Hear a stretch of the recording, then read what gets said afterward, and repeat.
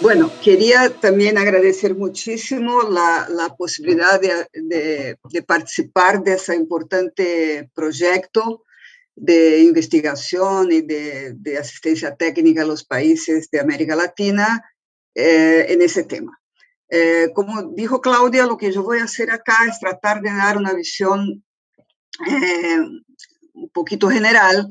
de la situación, de la relación entre la informalidad laboral y la desigualdad social en América Latina, ambos fenómenos estructurales, como hizo referencia Alberto en su intervención, y de alguna manera anunciar algunos de los temas que van a ser discutidos y profundizados hoy en los días que siguen del taller.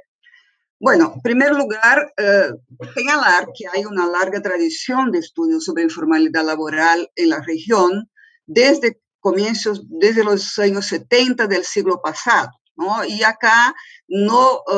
esa tradición de estudios no está asentada solamente en la CEPAL y en la OIT, pero yo quiero destacar aquí el rol muy importante de la CEPAL y de la OIT en dar una visión latinoamericana, ¿no? Entregar una visión latinoamericana sobre el fenómeno de la informalidad y analizarlo desde esa perspectiva. Esa discusión estuvo asociada desde el inicio en los temas de la pobreza y la desigualdad de ingresos y a las características estructurales de las economías latinoamericanas, ¿no? Se señalaba en los estudios iniciales, y aquí es necesario resaltar la importancia de PREALC, del Programa Regional de Empleo para América Latina y el Caribe, que ha tenido un rol fundamental en la profundización de ese análisis e incluso en la asistencia técnica a los países de América Latina durante muchos años en esa materia. Entonces, se asociaba justamente la existencia de un gran contingente de personas ocupadas en situaciones precarias e inestables, básicamente en actividades de subsistencia, frente a un modelo de desarrollo incapaz de generar empleo de calidad para el conjunto de la población. Y eso también, ahí la contribución de la CEPAL ha sido muy importante porque entendía eso como resultado de una característica central de la estructura productiva de los países de la región, que era una alta heterogeneidad en que la mayor parte del empleo se generaba en sectores de baja productividad y, por lo tanto, era un empleo de baja calidad e incapaz de garantizar el acceso a una vida digna y al bienestar. En ese largo periodo, yo quería marcar, esa historia es compleja, no tenemos tiempo y no es el objetivo de discutirla acá, pero quería destacar que tanto el concepto de informalidad como las formas de medición de ese fenómeno ha cambiado bastante en ese periodo y quería destacar mucho en compás, no solamente con la discusión académica que se hacía en la región y en el mundo, como dos momentos muy importantes de cambio en las realidades productivas del trabajo, que sería lo que yo estoy llamando acá de la crisis del taylorismo-fordismo y de los procesos de reestructuración productiva en el contexto de la globalización. Y ese es un primer momento. Y el segundo sería justamente la diseminación de nuevas formas de empleo atípicos asociados a la cuarta revolución tecnológica, ¿no? Eso son cambios muy importantes que exigen una rediscusión de esos conceptos. Y evidentemente, principalmente ese segundo momento, trae nuevos y complejos desafíos para la protección social y la regulación laboral, como también ya lo señaló Alberto, que son muy agudizados en la pandemia del COVID-19. Ahora, como yo dije, la discusión sobre la informalidad y las políticas capaces de superar la informalidad tienen que ser hechas, a mi juicio, y al juicio de la CEPAL, es una discusión que se viene desarrollando en la CEPAL desde hace bastante tiempo, pensando no solamente en las desigualdades de ingreso, sino también considerando otras dimensiones de la desigualdad que son estructurales en América Latina. ¿no? La magnitud y la persistencia de la desigualdad en América Latina, incluso en periodos de crecimiento y prosperidad económica, exige una comprensión más profunda de los ejes que estructuran y reproducen esa desigualdad. Y desde por lo menos 2016, la CEPAL 2015, cuando se hizo la primera conferencia regional de desarrollo social de América Latina y el Caribe, reuniendo las autoridades de desarrollo social de la región, se ha trabajado con un concepto de una matriz de la desigualdad social en América Latina, que es lo que vamos a utilizar acá, y que está muy asociada a esa matriz productiva altamente heterogénea, que está en la base de un acceso muy estratificado al empleo de calidad y la protección social, y que genera una alta desigualdad de ingresos en los hogares, pero también a una cultura del privilegio, que es una herencia del pasado colonial esclavista que se reproduce hasta nuestros días y se caracteriza por la negación del otro como sujeto de derechos y por la naturalización de las jerarquías y las desigualdades. La CEPAL ha estado desarrollando ese concepto y ahí hemos identificado 5 ejes estructurantes de la desigualdad social, que son, además del nivel de ingresos, que sería quizás el más básico, también las desigualdades de género, las desigualdades asociadas a la condición étnico-racial, y aquí hago referencia principalmente a los pueblos indígenas y a la población afrodescendiente, a las desigualdades de edad y las desigualdades territoriales, que son el tema central de este ejercicio, ¿no? Y acá también es importante decir que esas desigualdades no solamente coexisten, sino se entrecruzan y se potencian entre sí. Y aquí es generando situaciones de múltiples y agravadas formas de desigualdad y exclusión que caracterizan parte importante de la población y del mercado de trabajo en América Latina. Entonces, poniendo atención en el tema de las desigualdades territoriales como eje estructurante de la desigualdad social en América Latina, es importante señalar que esas desigualdades territoriales son resultado de un patrón dispar de asentamiento y de un desequilibrio en la distribución de la riqueza y de las oportunidades de bienestar material que ha dado lugar tanto a territorios con dinámicas expansivas importantes de desarrollo, como a otros que no han logrado salir de la trampa del estancamiento. Y aquí todos nosotros que somos latinoamericanos y latinoamericanas sabemos de las profundas desigualdades que hay al interior de nuestros países, ¿no? Esa heterogeneidad estructural del modelo de desarrollo afecta no solamente a los procesos productivos, sino también a la distribución diferencial del poder y de la participación en la toma de decisiones, que es algo también vivenciado de manera muy fuerte, ¿no? Al interior de los países, y de las posibilidades que tienen las personas de desarrollarse y ejercer sus derechos. Esas desigualdades territoriales se entrecruzan con los otros ejes estructurantes de la desigualdad social a que hice referencia, porque justamente es en los territorios que las personas viven, ¿no? Y es ahí donde se cristalizan y se manifiestan esas desigualdades por nivel de ingreso, género, condición étnico-racial, edad, etcétera. Y algunos de los grupos que experimentan en forma más severa esas desigualdades, como los pueblos indígenas y la población afrodescendiente, tienden a concentrarse justamente en territorios más rezagados, lo que potencia sus condiciones de exclusión.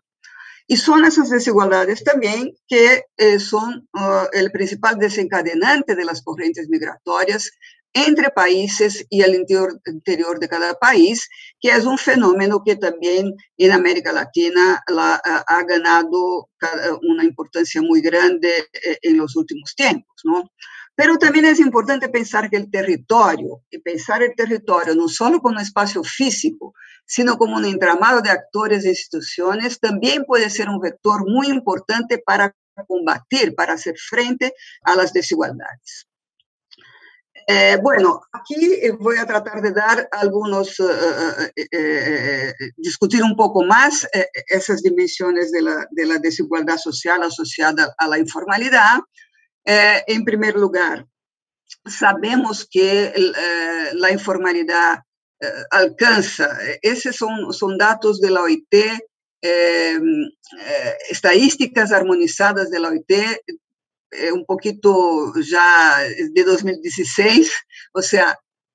ha pasado mucha cosa, y entiendo que Guerra va a traer algunos datos más recientes, pero lo que quiero mostrar acá es que en el año 2016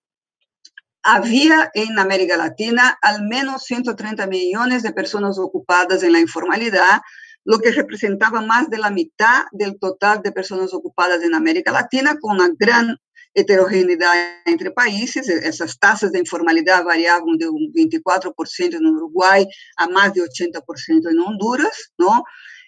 Aquí también, principalmente la informalidad se manifestaba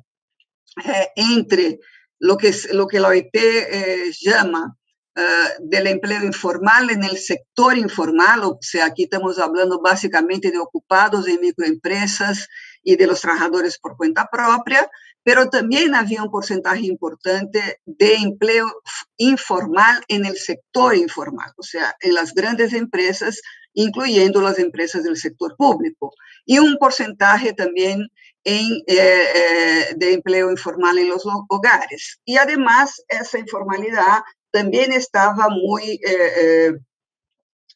más concentrada en determinados sectores como la agricultura, el comercio, la industria. Si el tema principal de ese seminario es la discusión de la informalidad a nivel territorial o subnacional,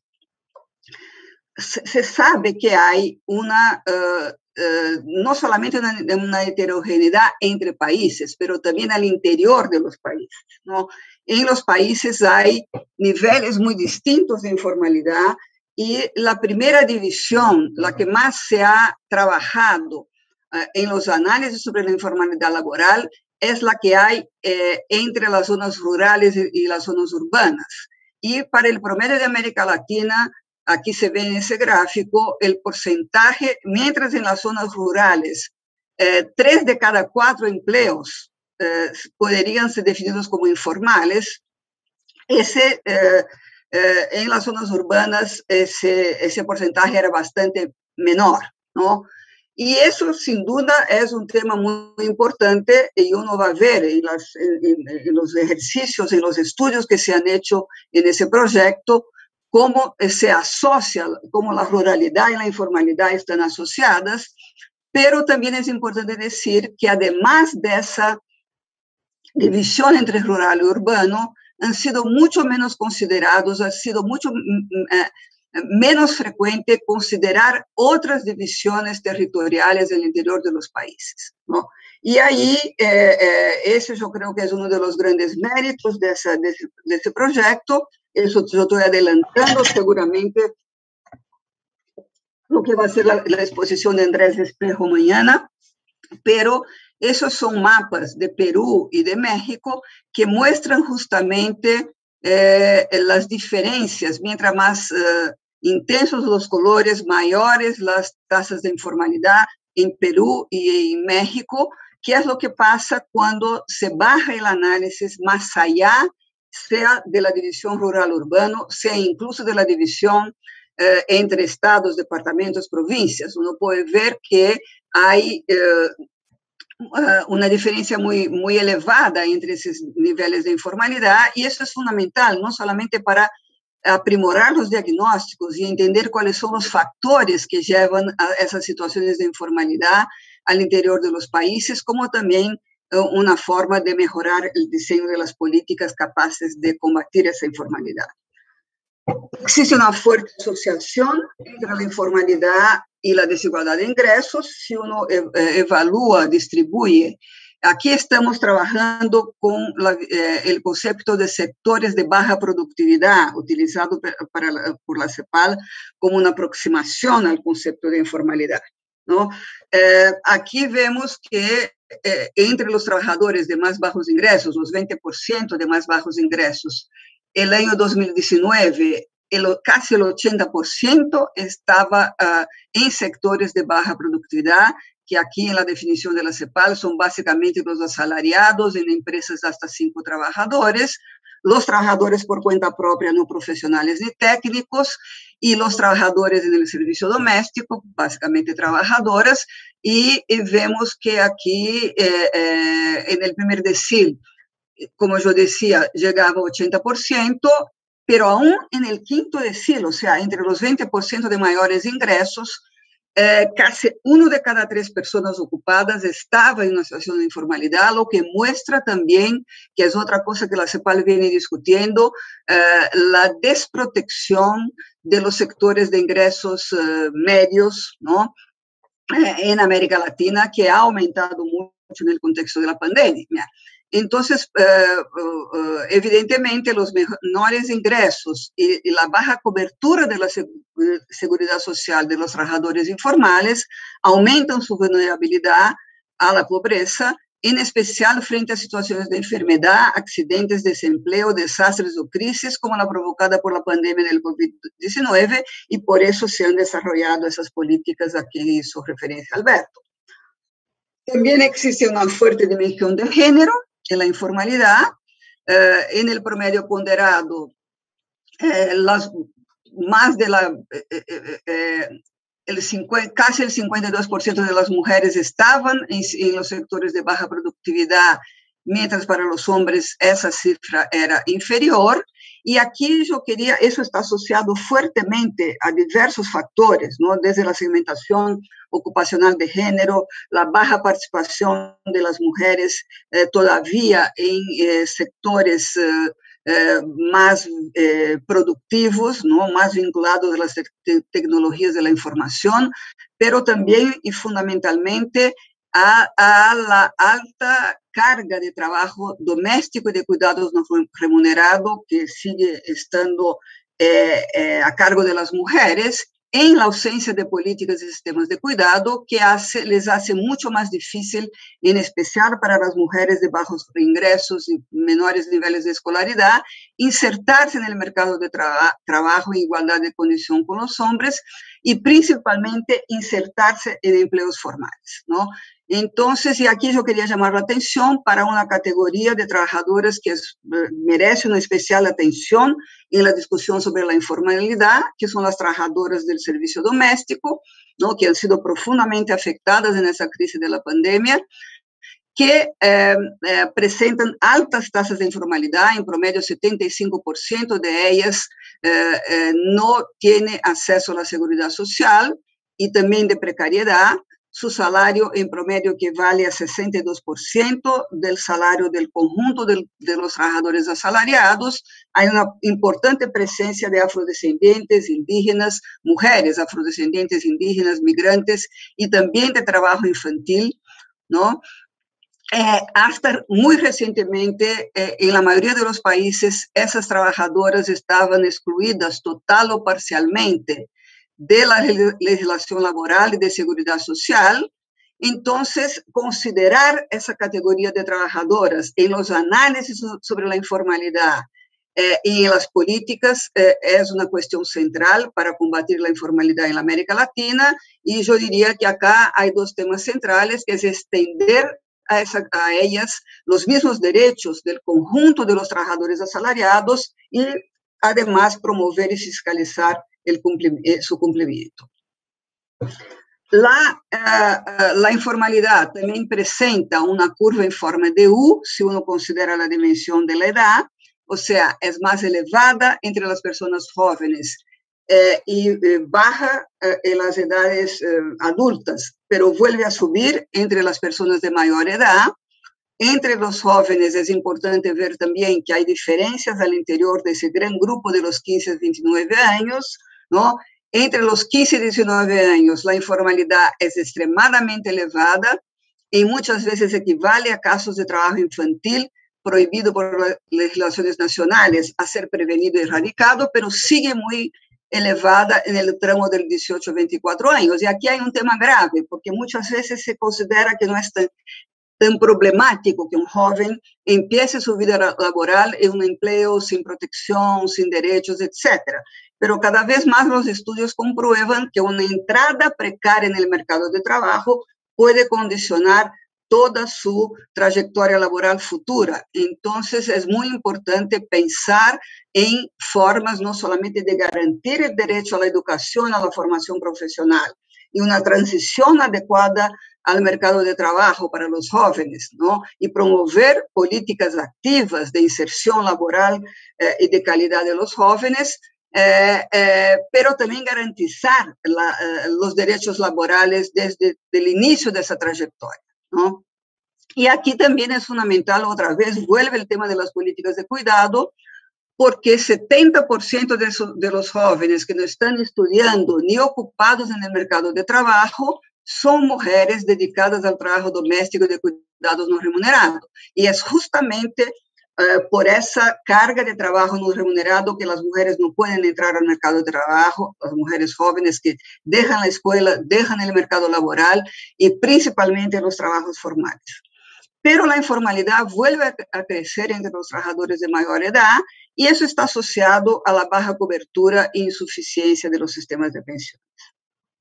Por último, yo quería también aquí mostrar que la informalidad también está profundamente marcada por las desigualdades étnico-raciales. Y aquí presentamos datos para 8 países con relación a la población indígena. Son los trabajadores por cuenta propia, comparando indígenas con no indígenas, mostrando que las tasas de afiliación a la seguridad social, que es otra forma de medir también la informalidad crecientemente utilizada por los países de América Latina, son mucho más elevadas entre los indígenas que entre los no indígenas. Y en el gráfico de la derecha, para 4 países, lo mismo ocurre con la población afrodescendiente. Y aquí también llamar la atención que esa dimensión étnico-racial ha sido muy poco incorporada en los estudios sobre la informalidad hasta ahora en América Latina, en forma más generalizada, y eso tiene que ver también con la falta de información sistemática sobre ese tema en muchos de los países de la región. Bueno, pasando a la parte de las políticas, Claudia, no sé si tú ya me diste alguna indicación del tiempo. Te quedan 14 minutos, 12 minutos, por favor. Gracias. Bueno, entonces no estoy tan mal. Muchas gracias. Tratando de avanzar en esa discusión que es muy compleja, no es fácil. ¿Cómo salir de esa situación? ¿Cómo promover el trabajo decente en los términos de la OIT y cómo promover las formas protegidas y adecuadas de inserción laboral para el conjunto de la población en América Latina que necesita un trabajo, ¿no? Que vive de su trabajo? Bueno, yo creo que para empezar es importante, si uno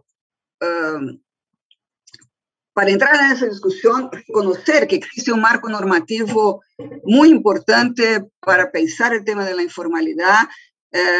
y aquí yo hago referencia fundamentalmente a los convenios de la OIT, pero también de otros mecanismos y marcos normativos del sistema de Naciones Unidas, y dando una énfasis especial a nuestra Agenda Regional de Desarrollo Social Inclusivo, que fue aprobada en 2019 en el ámbito de la Conferencia Regional de Desarrollo Social que reunió las autoridades de desarrollo social de la región, ¿no? Y aquí a la recomendación 204 de la OIT, que es un marco fundamental de referencia para avanzar en lo que se llama de la formalización de la informalidad en el mundo, ¿no? Entonces yo quería destacar solamente 4 puntos, aquí hay mucho más que eso, ¿no? Pero en primer lugar, la recomendación 204 de la OIT lo dice muy claramente. La gran mayoría de las personas ocupadas en situación de informalidad en el mundo no lo hace por elección, sino porque no tiene otra alternativa. Yo creo que eso es una discusión, un punto muy importante, porque existen muchas visiones, ¿no? Tanto entre los formadores de política como en la academia, que consideran que atribuyen a una voluntad de los individuos el motivo principal para estar en situaciones de informalidad. No es eso lo que dice la recomendación, que como todos sabemos, como cualquier normativa de la OIT, fue aprobada por los constituyentes de la OIT, o sea, los gobiernos, empleadores y trabajadores que la componen. Además, la informalidad es un obstáculo para el desarrollo de las empresas y de la economía, la solidez de las instituciones y la garantía de los derechos de trabajadores y trabajadoras. También la recomendación 204 se refiere a la necesidad de contar con estrategias coherentes e integradas de promoción de la formalización. O sea, el problema no se resuelve solamente con una u otra iniciativa, sino con una gama importante de iniciativas y mantenidas en el tiempo, ¿no? Porque se trata de fenómenos estructurales, históricamente muy arraigados en la región. Y también la necesidad, y eso también está claramente planteado en la Agenda Regional de Desarrollo Social Inclusivo, de avanzar hacia una protección social universal, reconociendo la heterogeneidad de situaciones comprendidas en la economía informal. Es importante pensar también que aquí, porque muchas veces también esa discusión se plantea, bueno, ¿cuál es la manera, la forma de promover la formalización? El crecimiento económico generando empleos formales. Sin duda, ese es un tema central, pero no es el único. Y aquí yo lo que voy a traer es algunas lecciones del importante proceso de formalización del empleo que tuvo lugar en América Latina entre aproximadamente 2002-2015, mostrando que las políticas importan, ¿no? El crecimiento económico, sin duda, es un elemento importante, pero no es el único. Y también aquí es algo que yo creo que es otro tema muy importante de discusión, que es una visión que muchas veces predomina y que vuelve históricamente, de que tanto la globalización de la economía como los procesos de desarrollo tecnológico estarían llevando necesariamente al fin del trabajo asalariado y formal. La experiencia de América Latina en el periodo reciente, ¿no?, muestra que fue un periodo en que hubo un importante proceso de formalización del empleo en América Latina. Y yo creo que es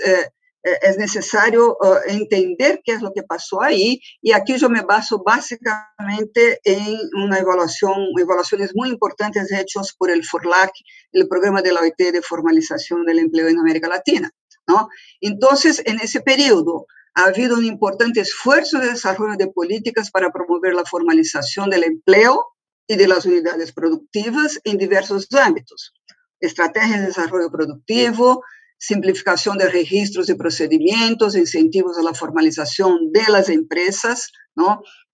o de registro de los trabajadores en empresas que ya estaban formalizadas, extensión de la protección social, incluyendo regímenes especiales como los monotributos, mejoría de la fiscalización,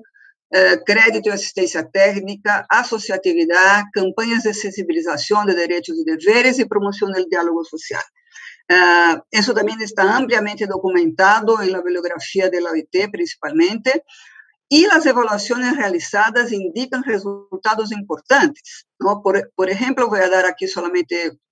algunos datos, citando a nuestro querido Ricardo Infante, un colega que ha tenido un rol importantísimo en la discusión, en los estudios sobre informalidad en América Latina, que desafortunadamente nos dejó debido al COVID el año pasado, ¿no? Aquí quería hacer un homenaje muy especial a él, ¿no? Pero él muestra que entre 2005 y 2015 hubo una reducción del empleo informal de 5,2 puntos porcentuales en promedio. Y también en algunos países como Uruguay, Argentina, Brasil, Ecuador y República Dominicana, esa reducción de la informalidad fue superior a 10 puntos porcentuales en una década. Eso no es poco, ¿no? Eso es, se puede decir, bueno, bajar de 50 a 45% no altera mucho, pero es muy importante justamente porque debido a ese carácter estructural de la situación de informalidad en América Latina y al hecho que en las décadas anteriores había habido siempre un aumento de la informalidad. Y hay una otra cosa muy importante que dice Ricardo en su análisis, es que si es cierto, según su análisis, ¿no? Eso puede ser también discutible, pero depende de los indicadores que uno utiliza, pero él atribuía que 40% del total de esa disminución se debía a las políticas, 60% al crecimiento económico, pero 40% a las políticas como esas que yo hice referencia. Entonces, yo creo que es un dato muy importante. Ahora, también, evidentemente, son resultados insuficientes, en muchos casos no se sostienen en el tiempo, y a partir de 2015 esa tendencia se revierte, y como ya dijo también, ya adelantó Alberto, durante la pandemia hay una fuerte destrucción de ocupaciones informales y una tendencia de aumento en la pospandemia. Bueno, aquí, y una nota sobre el tema de las nuevas formas de informalidad, que será más desarrollada, entiendo que en el pasado mañana, en ese taller, toda la discusión sobre los empleos vinculados a las plataformas digitales, a la uberización de la economía, se suman a los desafíos que ya existían en América Latina, históricos, ¿no? Pero eso se suman con una nueva complejidad y trayendo desafíos mucho más importantes o mucho más complejos, haciendo más complejos los desafíos de regulación laboral y protección social. No me voy a ahondar acá, pero decir que eso también demanda nuevos esfuerzos de medición y análisis, y la Conferencia de Estadísticos del Trabajo está dedicada a eso. El año 2018, la 20ª conferencia se dedicó a analizar nuevas clasificaciones de empleo que toman en cuenta los límites borrosos entre trabajo dependiente, trabajo independiente, nuevas formas de empleo como las plataformas en línea, trabajo a pedido, contrato 0 hora, y también, de forma interesante, ha propuesto nuevas variables para medición del empleo informal o atípico, que son las tradicionalmente usadas, son el acceso a los sistemas de pensiones, ¿no? Al registro, al contrato de trabajo, que es lo utilizado en la mayoría de los países de América Latina, pero también otras formas como acceso a accidentes laborales, a seguros de accidentes laborales, de desempleo, vacaciones pagadas, licencias de enfermedades, etc. Ahora, de cualquier forma, y aquí me utilizo de un importante informe de CEPAL-OIT que acaba de ser lanzado, ¿no? Que hace un análisis muy interesante sobre el trabajo de plataformas vis-a-vis las dimensiones del trabajo decente, y llega a la conclusión que existen, a pesar de que pueden ser alternativas de empleo en una situación de alto desempleo, principalmente para jóvenes, personas migrantes, mujeres que tienen que compatibilizar el trabajo remunerado con el trabajo de cuidado, ¿no? Pero a veces con un costo muy elevado, como que también quedó claro en esa pandemia, que quedó más claro que nunca en esa pandemia. Entonces, la conclusión de ese análisis de CEPAL-OIT es que existe un elevado déficit de trabajo decente en ese trabajo de plataformas, básicamente que se manifiesta en una alta inestabilidad del trabajo y de los ingresos, una significativa proporción de tiempo de trabajo no remunerado, jornadas extendidas e imprevisibles, carencias de protección sociolaboral, falta de opciones de representación, diálogo social y negociación colectiva, y que hay una definición, en términos de políticas, lo que yo resaltaría acá es la necesidad de avanzar en la definición del estatus del trabajo de plataformas, porque las empresas de plataformas no los definen como trabajadores, sino como socios, ¿no? Entonces, la conclusión de ese estudio es que desde la perspectiva del trabajo decente, la categorización de ese tipo de trabajo como trabajo por cuenta propia o independiente es la menos satisfactoria. Y para ir encaminándome al final de la exposición, antes que la Claudia me pase ahí la tarjeta amarilla, sino la roja, Yo quería solamente puntualizar algunas indicaciones de lo que tenemos que pensar cuando pensamos en políticas, y acá que sean parte de una estrategia integrada e inclusiva de promoción de la formalización del empleo en América Latina. Primero, la importancia de identificar los diferentes grupos de personas ocupadas en la informalidad, las diferencias, la heterogeneidad que existe en ese gran y complejo conjunto de personas que están en esa situación, y los factores asociados a esas situaciones, lo que lleva, cuáles son los factores de riesgo a la informalidad, para realizar adecuados diagnósticos y diseños de política. Para eso es fundamental contar con información sistemática, tanto a nivel nacional como subnacional, no solamente rural-urbano, pero estados, municipios, clústeres de municipios, con todas las desagregaciones pertinentes, tipo de inserción laboral, ingreso, nivel educacional, sector de actividad, sexo, edad, condición étnico-racial, entre otras. Es fundamental, sin duda, promover estrategias de desarrollo productivo con generación de empleos formales y de calidad. Eso implica, como dice la CEPAL y como insiste la CEPAL siempre de manera muy pertinente, que son necesarios cambios en el modelo de desarrollo, que logren alterar esa estructura productiva que es una verdadera fábrica de la desigualdad y de la informalidad, justamente porque la gran mayoría de los empleos se genera en sectores de baja productividad, con baja capacidad tecnológica, y eso es algo fundamental para poder promover una reducción sostenible y significativa de la informalidad. En cuarto lugar, y es el tema principal de este taller, incluir una perspectiva territorial en las políticas de formalización, considerando las especificidades y desigualdades territoriales como una variable central en la definición de esa política, las desigualdades no solamente entre territorios como al interior de los territorios, considerando los demás ejes de la matriz de la desigualdad social, y también la participación de las distintas comunidades territoriales en el diseño, implementación y monitoreo de las políticas.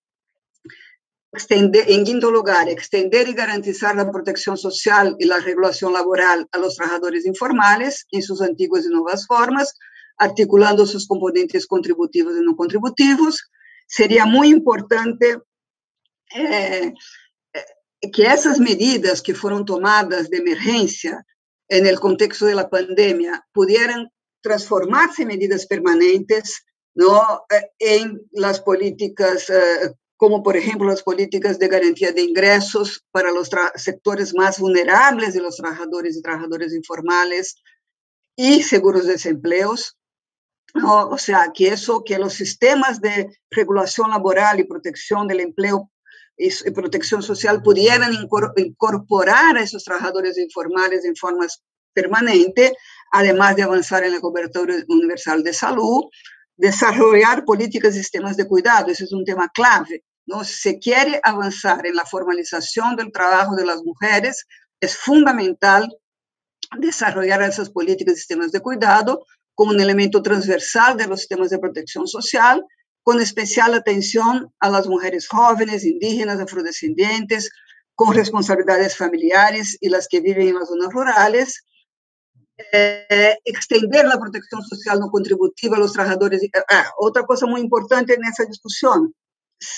extender la protección social no contributiva a los trabajadores informales no debe significar el abandono de los esfuerzos dirigidos a la expansión de la cobertura contributiva asociada a las prestaciones de la seguridad social. Y aquí hay varios mecanismos que pueden ser utilizados, como